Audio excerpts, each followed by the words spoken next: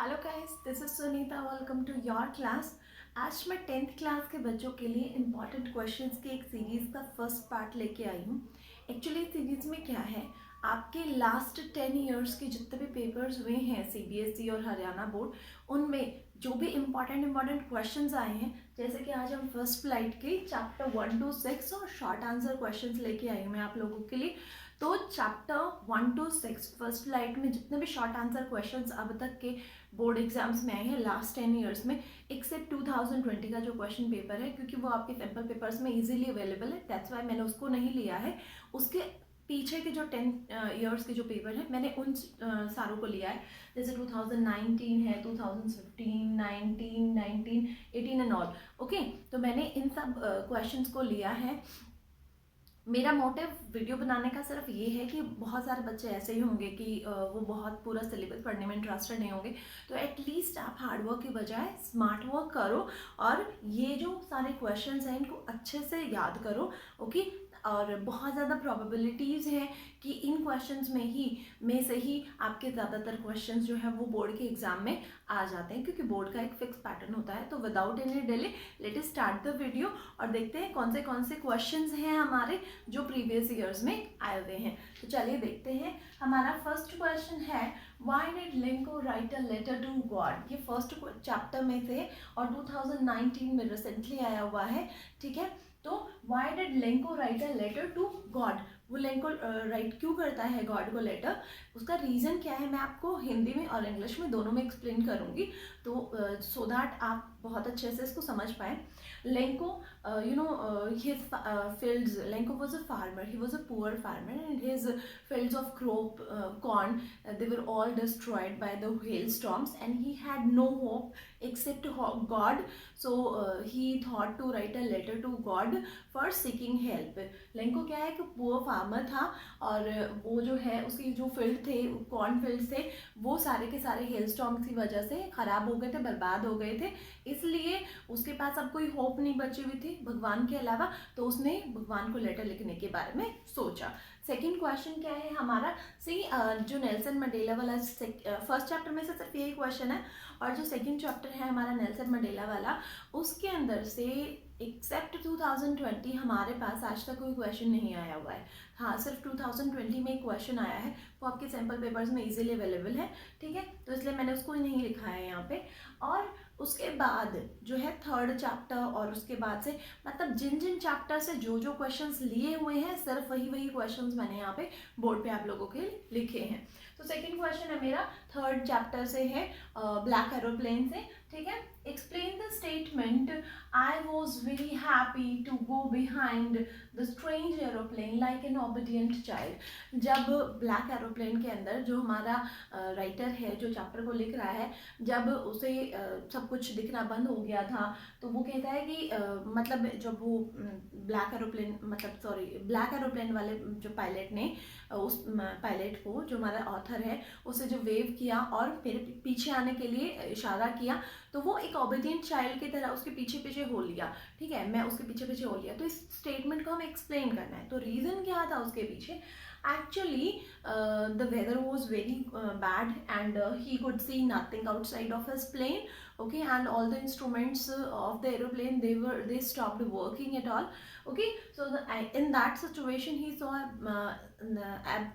a black aeroplane, and the pilot of the aeroplane, he waved to him and just signaled him to follow him. Okay, and in that situation he had no option but to follow the black aeroplane like an obedient child.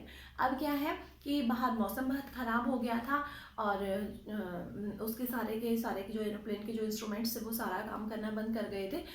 ऐसे में उसे एक black aeroplane दिखाई दिया और उसके pilot ने उसे वेव किया, मतलब हेलो ऐसे बोला और कहा कि तुम मेरे पीछे आओ। ठीक है, और इस सिचुएशन में जो पायलट था उसके पास कोई भी और ऑप्शन नहीं था, तो इस सिचुएशन में उसने एक ओबीडियंट चाइल्ड की तरह, कि कोई ऑप्शन नहीं था ना, इसलिए एक ओबीडियंट चाइल्ड की तरह उसने उस एरोप्लेन के पायलट को फॉलो किया।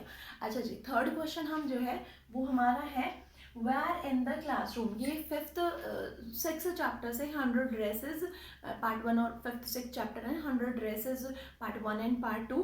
तो वहाँ से हमारे पास देखो ये इस चैप्टर में हमारे 4 क्वेश्चंस आए हुए हैं, एक 2019 यहाँ पे 2018 ओके, और ये लास्ट वाला में ओके। तो ये सारे इससे पता चलता है कि इस चैप्टर में कंटिन्यूसली जो है लास्ट 3-4 ईयर्स से इस चैप्टर में से क्वेश्चन आ रहा है। तो इन क्वेश्चंस को थोड़ा सा ध्यान से देखें। Where in the classroom does Wanda sit and why. अब वेंडा क्या है, वो वहाँ कहाँ बैठती थी और वो क्यों बैठती थी। Actually Wanda sit in the room last next to the last row, okay, and he said that because he knew she said that because she knew that her shoes were muddy and it would spread a lot of mud over the floor, okay। तो उसने Wanda है वो कहाँ बैठती थी, वो last seat की तो सेकेंड लास्ट सीट होती है ना, वो वहाँ बैठती थी और लास्ट रो में बैठती थी।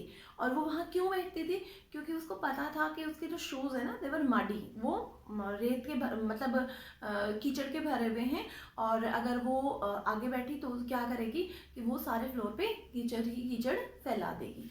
नेक्स्ट क्वेश्चन है हमारा, why did Maddie write a note to Peggy and then tore it, okay. क्यों मेडी ने पेगी को एक नोट लिखने के बारे में सोचा लेकिन बाद में उसको फाड़ के फेंक दिया, क्यों किया ऐसा। Actually Maddie wanted to stop Peggy for making fun of Wanda, but as she realized that it could be harmful for him because Peggy could make her the next target, she tore the letter and अब क्या है कि जो मेडी है उसने Peggy को right करने के बारे में सोचा क्योंकि she wanted Peggy to stop making fun of Wanda. वो पेगी को रोकना चाहती थी कि वो वेंडा का मजाक ना बनाए। बट क्या हुआ, एज शी रियलाइज, उसने जैसे ही रियलाइज किया कि अगर मैं ऐसा करूँगी देन पेगी का नेक्स्ट टारगेट मैं हो सकती हूँ, तो ऐसे ही थॉट ने उसको जो है वो करने से रोक दिया and then she tore the note and then she threw it away. Next question क्या है, how did the children respond to Wanda's drawings. अब जब वेंडा की ड्राइंग्स को क्लास में डिस्प्ले किया गया तो वेंडा की ड्राइंग्स को देखकर बच्चों के रिस्पॉन्स कैसे थे। तो बच्चे, you know, the children, they were very happy, they were very excited, and some of them they were whispering, they were so excited that some of them they whistled and they all cheered Wanda, okay। अब क्या है कि बच्चे बहुत ही ज़्यादा खुश हुए Wanda की पेंटिंग्स को देख, बहुत ब्यूटीफुल पेंटिंग्स थी उसकी, और कुछ बच्चे विस्परिंग करने लगे, कुछ विस्लिंग करने लग गए, और सबने अपने मुंह पे क्वाइट के लिए जो है ना फिंगर रख ली, और सब लोग बहुत एक्साइटेड थे और उसको उन्होंने वेंडा को बहुत ही ज़्यादा चेयर अप किया। नेक्स्ट क्या है, what kind of a girl was Wanda Petronski. अब वेंडा पेट्रॉन्स्की जो है वो इस तरह की लड़की है। Wanda Petronski, she was very nice and very loving child, okay, like Peggy and her friends, they were teasing her, but still she knew that all they were teasing her, but still she just passed a smile to her to their teases and all, and still she was just passing the smile and she never just felt bad for all those teasings। and तो Wanda क्या है, बहुत ही loving child है। उसे पता था कि जो पैगी है और उसके फ्रेंड्स हैं वो उसे जो है ना वो चढ़ा रहे हैं, टीज कर रहे हैं, बट स्टिल वो हमेशा उनको स्माइली पास करती रहती थी, वो कभी भी बुरा नहीं मानती थी उनकी बातों का, ठीक है। तो इससे पता चलता है, it shows that how nice she was, तो इससे पता चलता है कि वो कितनी अच्छी थी, okay. So guys next video में मैं आप लोगों के लिए चैप्टर 7 फर्दर जो है ना 7 ऑनवर्ड्स जितने भी चैप्टर्स हैं, ठीक है, उनके शॉर्ट आंसर क्वेश्चंस लेके आऊँगी। I hope you like the video, and if you like it then please like it, share it and subscribe the channel. Thank you and have a nice day.